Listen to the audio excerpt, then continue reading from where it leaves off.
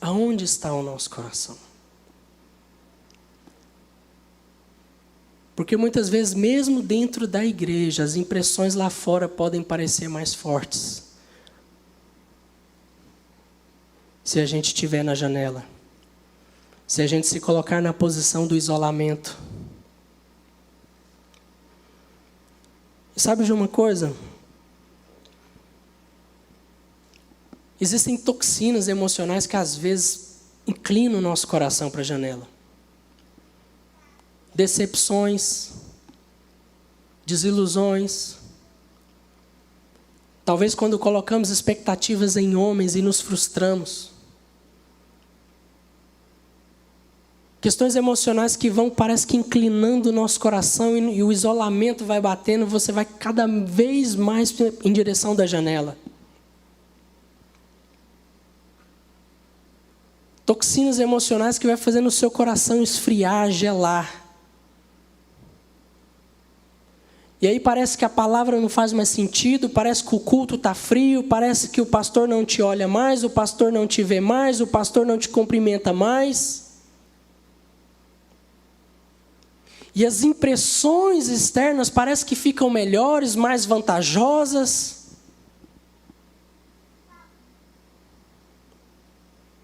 Aonde está o nosso coração? Mas graças a Deus,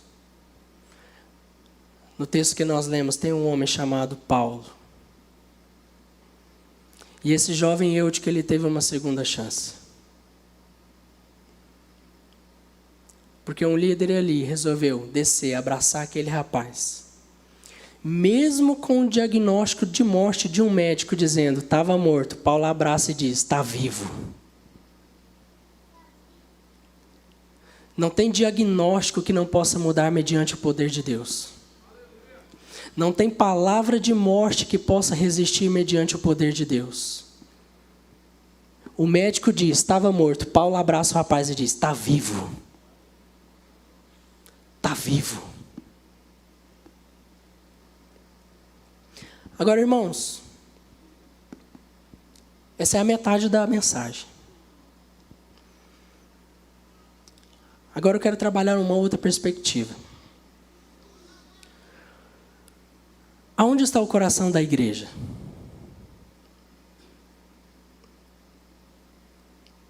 Aonde está o coração da igreja como corpo? Porque tinha uma igreja reunida naquele lugar. E interessante,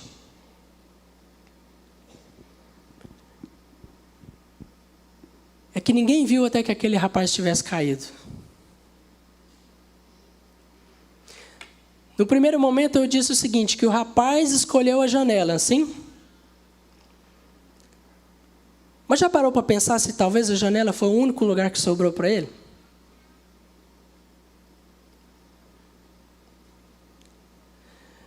Já parou para pensar que talvez ninguém naquela reunião, cheio de candeias iluminadas ali naquele piso superior, talvez ninguém se direcionou a ele e disse, ei jovem, sai da janela, fica no nosso meio.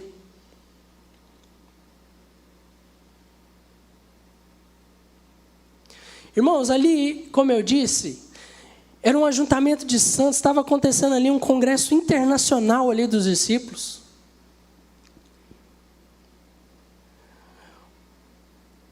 Era para terminar tudo em festa, mas eles estão próximos de acabar em tragédia.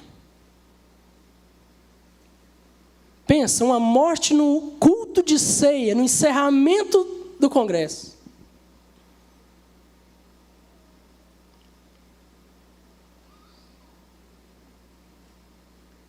Parece que o destino mudou. Parece que todo aquele momento de prazer e alegria agora vai por água abaixo, porque tem que terminar com um funeral.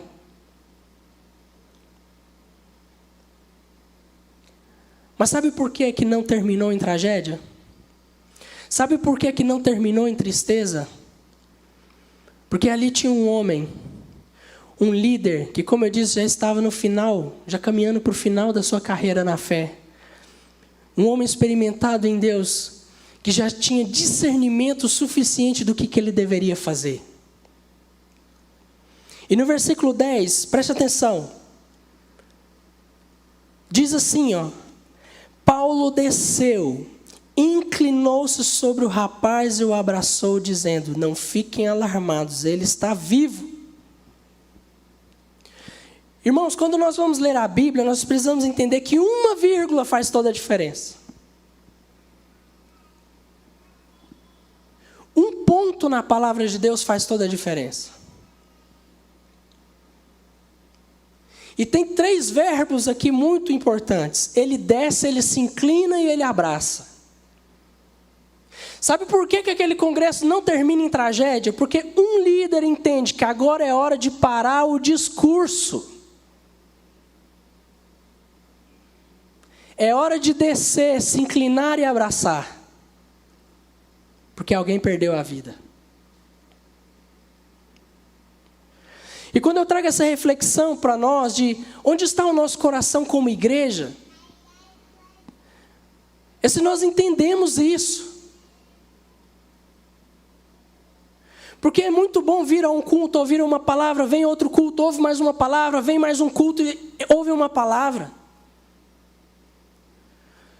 Mas, irmãos, não é só sobre engordar espiritualmente, é sobre também descer e praticar a palavra.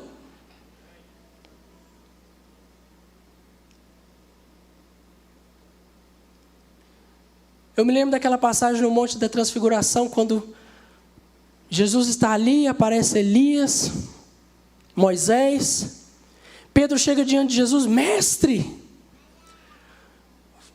tá bom demais isso daqui. Vamos fazer uma tenda para o Senhor, para Moisés, para eles. Vamos ficar por aqui. Irmão, Jesus nem dá moral para Pedro. Eles descem, e a Bíblia fala que quando eles descem, uma multidão já está esperando eles. Milagres acontecem, vidas são transformadas. Porque a nossa vida nem sempre vai ser de pico, de altos e montes. A gente também tem que descer para o vale para praticar a palavra. Aquele momento ali entre os irmãos só não terminou em tragédia, porque havia um líder ali que entendia isso. Há momentos em que a gente tem que parar o discurso, descer e abraçar, porque o milagre veio no abraço. O milagre veio no abraço, não veio no discurso. E Paulo desce, e Paulo não fica questionando: quem foi que deixou esse rapaz ficar na janela? Aliás, quem foi que trouxe esse rapaz aqui? Paulo não fica questionando, Paulo não fica procurando saber. Igual muitas vezes a gente faz. Às vezes a gente tem mania de ficar procurando razão, procurando culpado em situações que não vai resolver.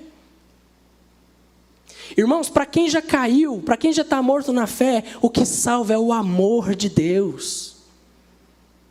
Não é o julgamento, não é o preconceito, não é procurar por que caiu, por que fez isso, quem foi que fez isso. Não resolve. O que resolve é descer como uma candeia, que sai do superior e resolve descer para transmitir luz para aquele que já perdeu a luz.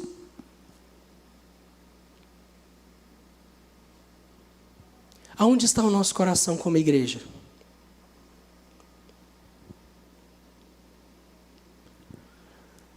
Naquela pesca maravilhosa, quando Jesus manda Pedro lançar a rede, os discípulos começam a pegar aquele tanto de peixe. De repente Pedro vem, pula do barco, vem nadando na direção de Jesus. Pedro fala assim: mestre, se afaste de mim porque eu sou um pecador. Jesus vira para ele e fala assim: a partir de hoje será pescador de homens. E a gente precisa entender isso, porque pescador de peixe pega peixe vivo, mata e come. Mas pescador de homens pega peixe morto para reviver e enviar. Jesus vira para Pedro: você vai ser pescador de homens. Você não vai ficar pegando peixe para matar e comer. Você vai pegar um peixe morto, fazer ele reviver e vai enviar ele. Irmãos, qualquer coisa que o coração nosso, coração da igreja, estiver fora disso, está errado.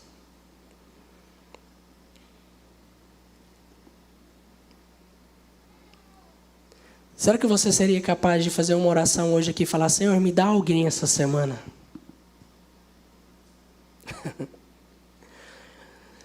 Me dá alguém essa semana para me cuidar. Aliás, há quanto tempo será a gente não faz esse tipo de oração? Senhor, coloca alguém na minha frente essa semana. Senhor, coloca alguém na minha frente essa semana para que eu possa orar. Me dá alguém para eu cuidar essa semana, Deus. Irmãos, há quanto tempo a gente não faz essa oração?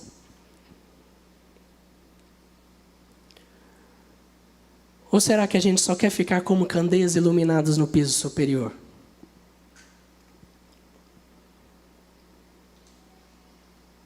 Há os momentos em que nós temos que descer, se inclinar e abraçar. Tem milagres que vão vir no abraço. Tem milagres que vão vir no sorriso.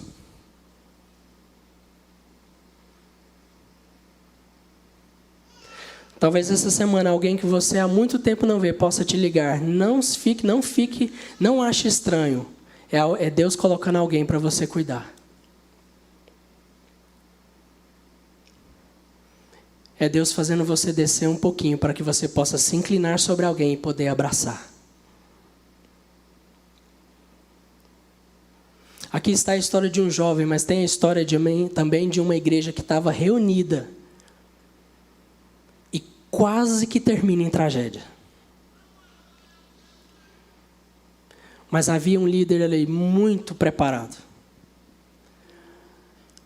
Havia um líder ali muito preparado. Que ele sabia que naquela situação não dava para ficar procurando razão, procurando culpado, e não dava para continuar o discurso. Tinha que parar o discurso para poder dar um abraço. Tinha que parar o discurso para poder sentir o calor de alguém e transmitir o calor de vida, o calor da luz que ele tinha.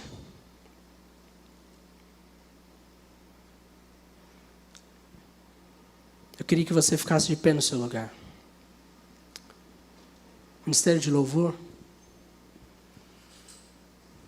Aonde está o nosso coração, irmãos? Eu sei que nós temos tantos sonhos. 2022 certamente será um ano de restituição. Quantos dizem glória a Deus por isso?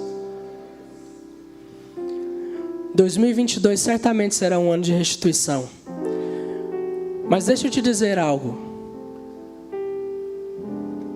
Isso não é só material, isso não é só financeiro, isso não é só de posições. Talvez também possa ser restituição de ministérios. Talvez o Senhor te voltar para o lugar de onde você jamais deveria ter saído.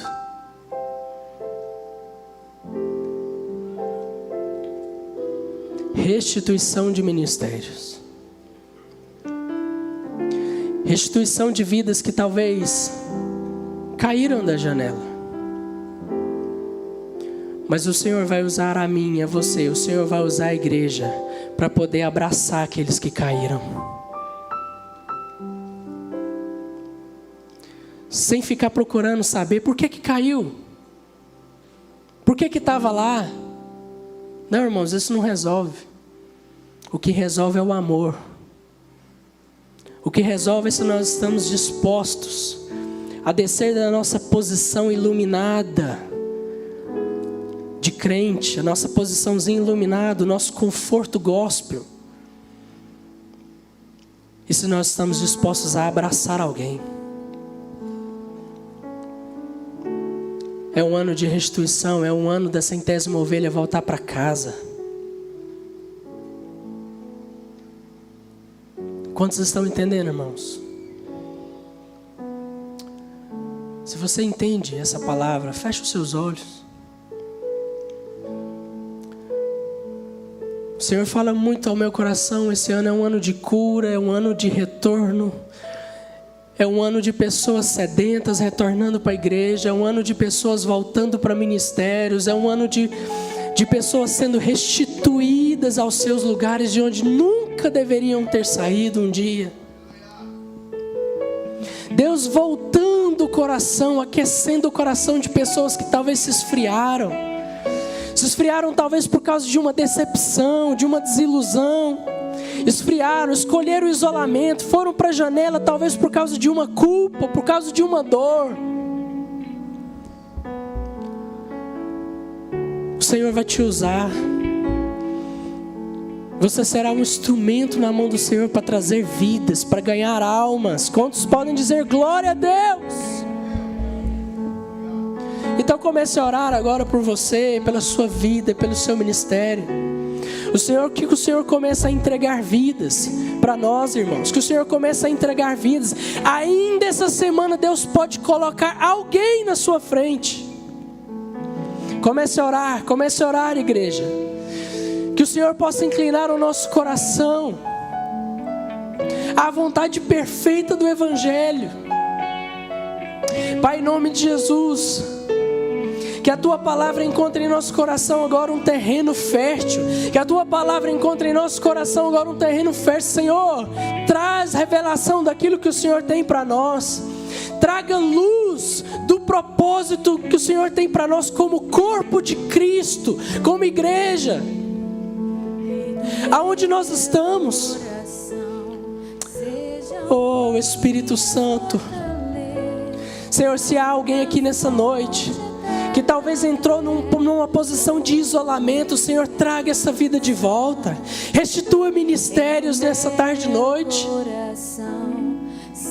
Que haja restituição de ministério, que haja liberação de destino na sua vida, meu irmão.